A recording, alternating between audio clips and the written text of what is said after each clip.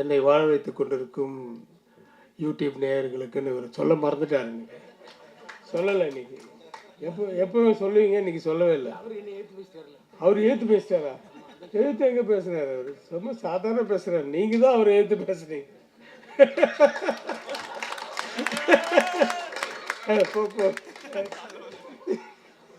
பதிவு பண்ணதுக்கு ரொம்ப நன்றி. இல்லைப்பா, இல்லை, எதிர்த்து பேசணும். எதிர்த்து கேள்வி கேட்க ஆள் இல்லைன்னா எப்பயுமே நல்ல விஷயங்களே வராது. எப்பயுமே நாட் ஓன்லி இன் மீடியா, எதுலேயுமே ஒருத்தர் இது ஏன் அப்படின்னு கேட்டால் தான் ஆமாம் இல்லை நான் அப்போதைக்கு ஏதோ பதில் சொல்கிற கூட வீட்டில் போய் யோசிப்போம். கேட்டானே அவன் எதுக்கோ கேட்டானே, அப்போ அவனை மாதிரி எத்தனை பேர் இருப்பாங்க. ஸோ அதனால் let us think about it and change it அப்படின்னு ஒரு தாட் வரும். ஸோ யாருமே யாரையுமே கோச்சிக்கலை. இது இட்ஸ் லைக் எ டிஸ்கஷன் தான். So don't keep it in mind. Okay, you are the man. The man. Of course நீ இப்போ மணிகண்டனோட ஃபஸ்ட்டு ஷார்ட்லேயே கிஸ் அடிச்சிருந்தாலும் யூ ஆர் த மேன்.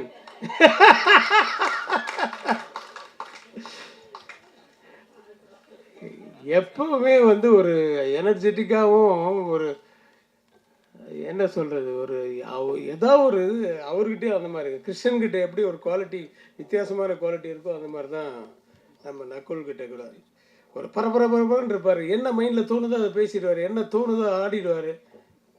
ஆனால் நல்ல பாடகர் அப்படின்றது எனக்கு இன்றைக்கி தான் தெரியும். ஆக்சுவலாக முன்னாடி தெரியாது.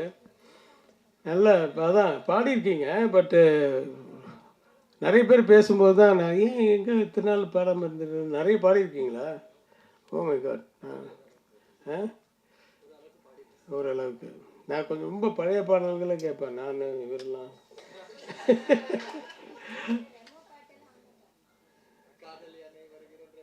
ஓ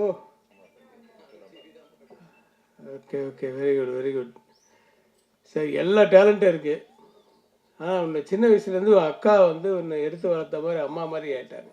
இன்றைக்கி அவங்க பாராட்டினது உள்ளேருந்து வந்த ஒவ்வொரு வார்த்தைகளும் உள்ளேருந்து உன்னை பாராட்டியிருக்காங்க. அது உளப்பூர்வமாக. அது வேறு இங்கே இருக்கிற ஒருத்தராலையும் செய்ய முடியாது. ஏன்னா அது அந்த பாண்டிங்கிறது சம்திங் டிஃப்ரெண்ட்.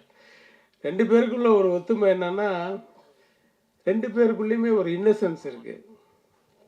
ஆனால் அது ரொம்ப ஒரு மாதிரி அது எப்படி சொல்கிறது, பரபரன்னு இருப்பார். இவங்க ரொம்ப சாஃப்டாக இருப்பாங்க. அது தேவயானி என்னுடைய படங்களில் 4-5 படங்கள் நடிச்சிருக்காங்க. ஆனால் ஹீரோயினை நடித்த படத்தில் அந்த பேரை விட ஒரே ஒரு நாள் நடித்தாங்க சோழா ஹோட்டலில். எவ்வளோ பெரிய மோடி. அது முதல்ல அவர் அந்த ஹோட்டலில் இருந்த இது எடுத்து முதல்ல போடும்போது உண்மையாகவே மூடி கீழே வந்துச்சு. கீழே வந்துச்சு. உடனே கட் அப்படின்னு, சார் அது உள்ளே வாயிலே போட்டுருங்க சார். ஐயோ அப்படின்னு போட்டுருங்க சார். அதுக்கப்புறமா வாந்தி வரும்போது எடுத்துக்கலாம். அப்படி ஸ்பாட்டில் இது அது இன்றைக்கி எவ்வளோ பெரிய மாத்திரை அப்படின்றது அவ்வளோ ஃபேமஸ்ஸு. அந்த இன்னசென்ஸ் தான் அவங்க வாழ்க்கையில் நல்லபடியாக வச்சுருக்கு. அவங்க அம்மாலாம் எனக்கு ரொம்ப தெரியும். தெனாலி போதெல்லாம் நாங்கள்லாம் கொடைக்கானல் ஊட்டியிலலாம் அப்படி வாழ்ந்தோம். ஏன்னா அப்போல்லாம் கேரவன் ரொம்ப கிடையாது, 1-2 தான் இருக்கும். ஆனால் எல்லோரும் ஒன்றா உட்காந்து ஒரு பெரிய டைனிங் டேபிள் செட் பண்ணுவாங்க. எல்லாம் ஒன்றா உட்காந்து தான் சாப்பிடுவோம். ஜோதிகா எல்லாருக்குமே அப்போ பிகினிங் ஸ்டேஜ் மாதிரி தான். கமல் சார் எல்லோரும் என்டர்டெயின் பண்ணுவார். இந்த ஜெயராம் எல்லாம் அந்த உங்களுக்கு அது ஞாபகம் இருக்கும், அந்த சுர அந்த அந்த இது அது ஸ்வீட்ஸ் எல்லாம் சுர வரும். விக்ரம் அது ரெகுலராக போடுறது. அது ஸ்வீட்டை சுட வச்சு சாப்பிட்றதுன்றது அந்த மைசூர் பாக்கு. அது கமல் சார் தான் சொல்லி கொடுத்தாரு. மைசூர் பாக்கை நீங்கள் சூடாக சாப்பிட்டு பாருங்கள் அப்படின்ட்டு சுட வச்சு அப்படியே கொண்டு வருவாங்க. அப்படியே எடுத்து அது ஒழுகும். So we can't forget those things. அந்த மாதிரி ஒரு நல்ல குடும்பத்து பெண், குடும்ப பாங்கான பெண். ஆனால் இன்னும் உங்களுக்கு தெரியலங்க, அதே மாதிரி தான் இருக்கீங்க பார்க்குறதுக்கு. சரி, மணிகண்டன் பற்றி சொல்லியாச்சு. மியூசிக் அருண் நல்லா ட்ரெண்டியாக இருந்தது. மியூசிக்கெல்லாம் ரொம்ப நல்லா இருந்தது. தெனாலி பற்றி பேசிட்டு இருந்தீங்க. தெனாலியில் இவரும் அதே மாதிரி தான் 2 நாள் 3 நாளாக பண்ணார். அதுவும் பேசப்பட்ட ஒரு இது.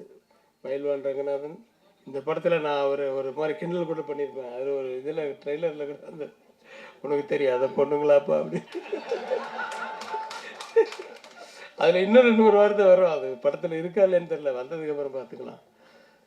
ஆக நானும் இந்த படத்தை உளப்பூர்வமாக வாழ்த்துக்கிறேன். எனக்கு வந்து கதை சொல்லாமல் வேணாமான்னு தெரில, அது டைரக்டர் சொல்கிறாரோ தெரியலையோ, ஒரே ஒரு மேட்டர் மட்டும் சொல்லாமா அப்படின்னு. பட் அது எப்படி முதல் நாளே தெரிஞ்சிடும். சொல்லாமா? அது உள்ளே இருக்கவங்க வெளியே இருக்கவங்க யாருன்னு சொல்லாமா? ஆ சொல்லலாம். நீ என்னப்பா வேணான்ற ஹீரோ வேணான்ற. அதாவது நான் இந்த கதையை ஒத்துக்கிட்டதே, நான் இந்த படத்தில் நான் கேரக்டர் பண்ணுறேன், அதனால் பெரிய கேரக்டர் தான். நான் ஒத்துக்கிட்டதே ஒரே ஒரு மேட்ரு மட்டும் வித்தியாசமாக இருந்தது. சார், ஒரு பெரிய ஜெயிலு அவுட் சைடு, வெளியே இருக்கணும்னா கெட்டவனாக இருக்கணும், உள்ளே இருக்கணும்லாம் நல்லவனாக இருக்கணும். ஜெயிலுக்குள்ளே இருக்கிறவன்லாம் நல்லவன், வெளியில் இருக்கவன்லாம் கெட்டவன்ற ஒரு கான்செப்ட். என்ன அது வித்தியாசமாக இருக்குது. இது எப்படி ஜெயிலுக்குள்ளே போவாங்க? நல்லவங்கள தான் சார் இன்றைக்கி ஜெயிலுக்குள்ளே அனுப்புகிறாங்கன்ட்டு ஒரு கான்செப்ட் பண்ணியிருக்காரு, ஃபுல் ஹியூமரை வச்சு. நடுவில் எனக்கு வந்து சில ஷார்ட்ஸ் எல்லாம் சொல்லும்போது, எப்போ இது எனக்கு குழப்பமாக இருக்குது, நீ தெளிவாக சொல்லிவிடுவேன். அதெல்லாம் சார் தெளிவாக இருக்கும் சார், படம் பார்க்கல, நான் டப்பிங் என் போர்ஷன் பண்ணதோட சரி, படம் காமிங்க, நல்ல பெரிய வெற்றி அடையட்டும். டைரக்டர் ஆர்ஜிகே, ஒரு தைரியம் வேணும். முதல் படத்துலேயே என்ன போட்டிருக்க, ஆர்ஜிகே ஃபிலிம். அது சில பேர் திட்டுவாங்க, அதை பற்றியெல்லாம் கவலையப்பட மாட்டார், எதை பற்றியும் கவலையே பட மாட்டார், தனக்கு என்ன வேணுமோ அதை செய்வார். அந்த தைரியம் வந்து ரொம்ப பாராட்டக்கூடிய விஷயம். சொல்லுவாங்க இவர் பெரிய மணிரத்னம், ஆர்ஜிகே மணிரத்னம் ஃபிலிம்ல, அதை பற்றியெல்லாம் கவலைப்படாமல் நீ இன்னும் 10 படம் பண்ணி ஹிட் ஆனதுக்கப்புறம் முதல் படத்தை பார்ப்பாங்கள்ல, இவர் பண்ண படமா அப்படின்ற மாதிரி. ஸோ அதனால் அந்த தைரியத்தை பாராட்டுறேன். உங்ககிட்ட வந்து தட் இஸ் கிருஷ்ணன்கிட்ட வந்து எப்பவுமே ஒரு தேடல் இருந்துகிட்டே இருக்கணும். நிறைய பேர் சொன்னாங்க, தேடல் இருந்துகிட்டே இருக்கும். கனல் கண்ணன் ஒரு அசிஸ்டன்ட் ஃபைட் மாஸ்டரை வந்து நான் ஃபைட் மாஸ்டர் ஆக்கும்போது அப்படியே தேடிக்கிட்டே இருப்பான். ஏதோ காணாமல் ஏதோ ஒரு எட்டனா வந்துச்சாரா, இங்கே வந்து அங்கே இப்படி தேடிக்கிட்டே இருப்பான். தரையை பார்த்துட்டு தான் இருப்பான். என்னென்னா யோசிக்கிறேனே அப்படின்னா, ஏன்னா எல்லோரும் இப்படி யோசிப்பாங்க, நீ இப்படி யோசிக்கிறேன். அது மாதிரி ஒரு வித்தியாசமான ஒரு ஆள். யார் எதை பற்றி சொன்னாலும் அந்த சீனில் என்ன வேணுமோ அதை கொண்டு வந்துடுவார் கிருஷ்ணன். எதை பற்றியும் கவலைப்பட மாட்டார். நல்ல வெயிலில் கூட கோட்டு போட்டு தான் வந்து டைரக்ட் பண்ணுவார். வித்தியாசமான ஒரு பர்சனாலிட்டி. ஸோ அப்படிப்பட்டவங்க தான் ஏதாவது ஒன்று சாதிக்கும் போது இந்த இருக்க ஏதாவது வந்துச்சுன்னா அதை பற்றியெல்லாம் கவலைப்படாமல் தன்னுடைய வழியை பார்த்துட்டு போயிட்டே இருப்பாங்க. அவங்க தான் சீக்கிரம் ஜெயிப்பாங்க. All the best Krishnan. மற்றபடி